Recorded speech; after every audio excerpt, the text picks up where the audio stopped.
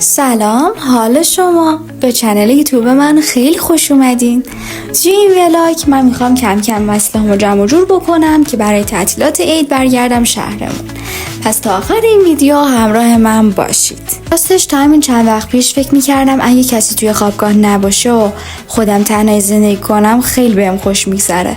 ولی توی این 2-3 روز که همه بچه‌ها رفتن و فقط خودم توی خوابگاه موندم، به این نتیجه رسیدم اینجوری هم که فکر میکردم نیست و دلم واسه تک تک کسایی که باشون میگفتم و میخندیدم تنگ شده. اینجا هم دارم آشپزی میکنم چون واقعا دیگه از غذای خوابگاهی خسته شدم و دارم لحظه شماری میکنم که برسم خونه و غذای خوشمزه مامانم بخورم. صبح که از خواب بیدار شدم رفتم چند تا کارتون از سوپرمارکتی گرفتم، چون همونطور که بچهای خوابگاهیمون در جریانن ما باید وسیله هامون رو یه جا روی تخت جمع بکنیم تا توی تایم تعطیلات بتونن بیان و اتاقامون رو سمپاشی کنن تا بلکه ذره از دست سوسکای نازنین راحت باشیم. اینم نوشتم گذاشتم توی یخچال که اگه احیانا واسه تمیزکاری اومدن به خوراکی نازنین من دست نزنن.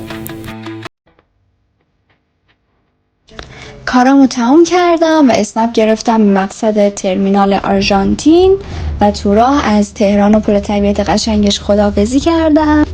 ساعت 10 رسیدم ترمینال و با این همه وصله که میشه گفت 3 برابر وزن منو داشتن، ناقابل یه ساعت اونجا معطل شدم تا بالاخره اتوبوس اومد و حرکت کردیم.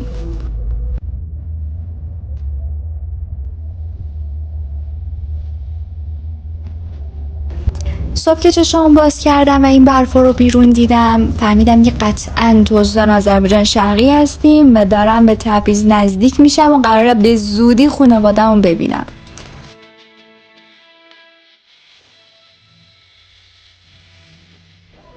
بعد از اینکه رسیدم و یکم استراحت کردم با مامان تصمیم گرفتیم بریم یکمی بازارگردی کنیم و رفتیم سمت تربیت و بازار بزرگ تبریز. اینجا هم که میبینید میدون تره بارشه که مردم برای خرید شب عیدشون اومدن و ایشالله که سر فروشنده همیشه همینقدر شلوغ باشه.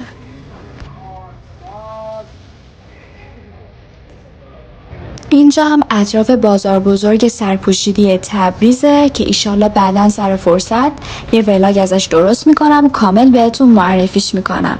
فقط الان همینقدر ببینین که چقدر اطرافش شلوغ و ترافیکه.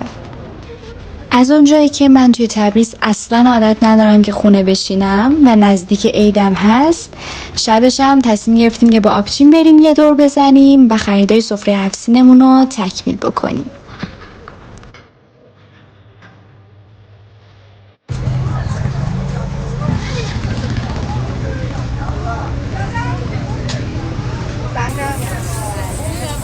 چطوری؟ حالا هوایی چطوره؟ خوبه؟ خوش میگذره؟ بریم سبزمونم بگیریم برگردیم خونه دیگه.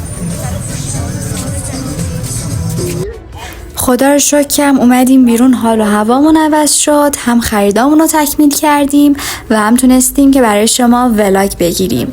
امیدوارم که از این ولاگ لذت برده باشین. اونو برای دوستاتونم بفرستید. لایک و سابسکرایب هم یادتون نره. خیلی دوستتون دارم. تا ویدیوی بعدی، خدافظ.